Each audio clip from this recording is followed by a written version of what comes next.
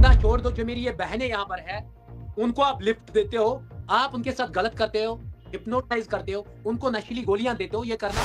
जो सोना आपने चोरी किया, जो आपने उनके पैसे लूटे अपनी गाड़ियों में, उनको बिठा के हिप्नोटाइज करके, वो तो वापस कर लो। कल इसकी वाइफ ने मुझे कॉल करते इतनी गालियां सुनाई, मैंने हंसते हुए कहा, आप अपनी ही बहनों को गालियां देती हो, आपको रियलिटी नहीं पता है अपने हस्बैंड। अभी तक जितने भी आपने स्कैम्स ओपन किए हैं, उनमें जितने भी लोगों को आपने एक्सपोज किया, जितने भी फ्रॉडस्टर्स है, स्कैमर्स है कश्मीर में, आप अक्सर उन लोगों को सोशल मीडिया पे लाके उनकी पिक्स अपलोड करके, उनके खिलाफ वीडियोस अपलोड करके इस तरह आप उनको जलील करते हो।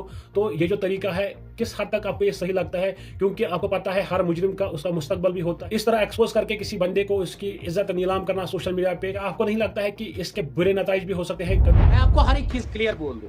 मैं कल की पोस्ट के बारे में बोलूं, मैंने एजाज ठग लिखा, आप पोस्ट ध्यान से देखेंगे।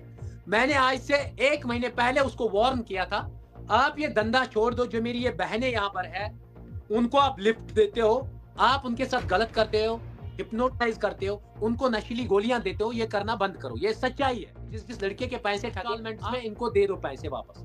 इसने 15 तारीख रखी, फिर 20। मैंने कहा इज्जत तो मैं उन बहनों की वापस नहीं कर सकता हूं ना, लेकिन जो सोना आपने चोरी किया, जो आपने उनके पैसे लूटे अपनी गाड़ियों में, उनको बिठा के हिप्नोटाइज करके, वो तो वापस कर लो। वो तो हक बनता है। बंदे को दिया 15 तारीख, बंदे ने दी उधर से ही 20 तारीख, 25, फिर 5, फिर 6, फिर 7, फिर 8। और जिस दिन मैंने इसकी पोस्ट चढ़ाई, उस दिन मैंने इसको डेडलाइन दी थी 11 बजे तक। और आप चेक कर लीजिए पोस्ट, 11 बजे मैंने पोस्ट फिर चढ़ाई। फिर कल इसकी वाइफ ने मुझे कॉल करते इतनी गालियां सुनाई, मैंने हंसते हुए कहा, आप अपनी ही बहनों को गालियां देती हो, आपको रियलिटी नहीं पता है अपने हस्बैंड की। कोई नहीं, देते ही जाओ गालियां। और मैंने इस एजाज को भी डेडलाइन दी है।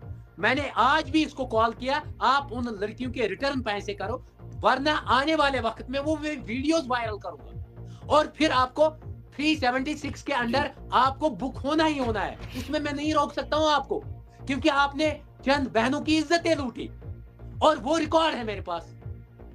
और कल से अगर आप देखेंगे ना, मेरी फाइल पे लिखा हुआ है, आप खुद देख लीजिए, एजाज ठग।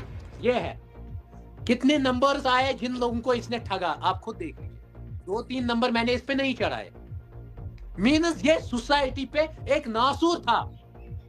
जो आदिल मैंने हाईलाइट किया अनंतनाग का, जो कहता है कभी शिवसेना कभी बीजेपी, वो नासूर है। उसने एक ही बंदे को नहीं ठगा, उसने एक मां को भी ठगा। उसने अपनी जमीन भेजी, उसका बेटा अरेस्ट हुआ था, 76 में लड़की ने केस लगाया, इस आदिल ने उसके 1.5 लाख रुपए खाए। मैं ऐसे ही नहीं करता हूं इनको बदनाम, इनको मैं वार्निंग देता हूं। इस आदिल को मैंने 2 महीने पहले फोन किया, मैंने कहा आपने एक हैंडीकैप्ड बंदे के पैसे खाए, वो मेरे अब्बू जैसे हैं, प्लीज उनके पैसे रिटर्न कर लीजिए। आपने एक मां के बेटे को 2 साल जेल में वो गया बेचारा, उसके 1.5 लाख रुपए खाया, उसने जमीन भेजी। हम भी रिक्वेस्ट करता हूं इनके पैसे वापस कर लीजिए, ये मेरी मां है।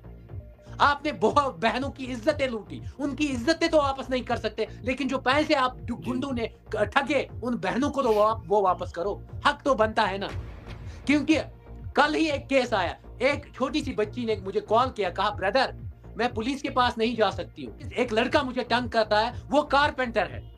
मैंने उस लड़के को समझाया, 3 बार वार्न किया, मैंने कहा मेरा नाम डॉक्टर बारी है। उस बंदे ने कंट्रोल नहीं किया। मैंने सीधी एसएसपी साहब को यहाँ अवंतीपुरा लिखा, मैंने कहा बच्ची का एग्जाम है, ये बंदा तंग करता है। मैंने सीधे लिखा, ये सेम केस वैसा ही नहीं होना चाहिए जहां बड़गाम में उस कारपेंटर ने उस लड़की का कत्ल किया, वो भी मुझे याद है। मैंने कहा ऐसा ही केस नहीं होना चाहिए, प्लीज इन्वेस्टिगेशन कर लीजिए और कड़ी से कड़ी सजा दीजिए। और अवंतीपुरा पुलिस स्टेशन के एसएचओ ने कल ही उस लड़के को उठाया और उससे पूछताछ जब की, उसके बाद उसकी पूरी फैमिली आ गई, मुझे कॉल करने लगे, हमारे बेटे को छोड़ दो। मैंने कहा आपके बेटे को मैंने 10 बार वार्न किया था, मेरा नाम डॉक्टर बारी है, ये मेरी बहन है, इसको तंग मत करो, इसके साथ गलत इसका पीछा मत करो। ये एक बहुत अच्छी फैमिली से बिलोंग करती है। आज उनकी पूरी फैमिली माफी मांग रही है। अब माफी से क्या होगा, आप ही मुझे बता दीजिए। जब मैंने उसको समझाया था तब वो नहीं समझा। इसीलिए मैं वार्न करता हूं हर एक बंदे को। पहले वार्निंग नहीं मानते, या इवन गुलजार साहब को मैंने बहुत बार वार्न करवाया था, आप ये धंधा छोड़ दो। उनको मैंने आज से 2 महीने पहले वार्न किया था, मैसेज डाली थी, आप रडार पे हो। जब गुलजार साहब अंदर हो गए, 19 डॉक्टर यहाँ नहीं है, वो टनल के पार है।